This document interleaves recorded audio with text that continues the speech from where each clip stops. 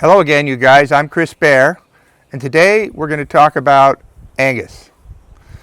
We grow Angus here for our beef program, and it's a big part of Oso Libre. Originally, the name Angus had the word Aberdeen in front of it, and it was cattle that were originally started in Scotland in the 16th century.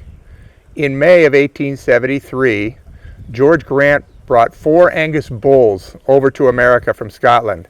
And that was the beginning of the Angus herds that populated the United States. After those 4 bulls were here, they were bred with longhorns and shorthorns. And soon they realized the marbling qualities. And then in 1883, they formed the American Angus Association. And now, as you can hear, they're pretty excited about themselves. The Black Angus are the most predominantly used beef product in the United States. To be certified, an Angus animal has to be 51% Angus and meet 10 specific criteria. They have to have a modest to high degree of marbling. They have to have medium to fine marbling texture.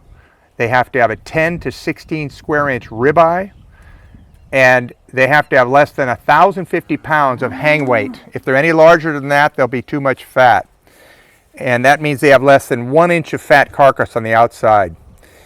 And they have to be free of capillary rupture, and most importantly, they have to have no dark characteristics.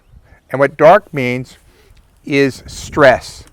Many beef animals get very stressed in feedlots. Fortunately, over here at Oso Libre, we don't use a feedlot. So these animals are not stressed anyway, as you can tell. They don't look too stressed to me. But when an animal is stressed, it'll create a dark meat, which is very unbecoming to consumers. Our animals are pasture raised on over 60 available acres, and we use rotational grazing here. That means we put them in this 5 acres for about 2 weeks. You can tell by the grass they've got another week to go, and that gives the other areas chance 31 days to recover. Each time we'll move them to a different 5 acres so that they don't overeat and they don't undereat, otherwise it'll go to fallow. If you look at our property all over the back, you'll see that the green and the maintenance is done by the cattle. They're better than park gardeners, and yet they give us a product in return. Once a year we work the cattle.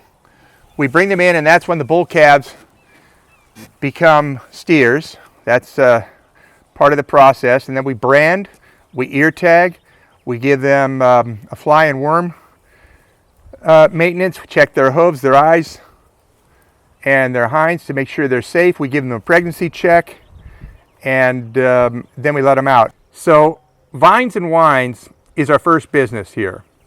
But Angus is a passion too, and it's also a very important part of our SIP sustainability and practice lifestyle that we embrace.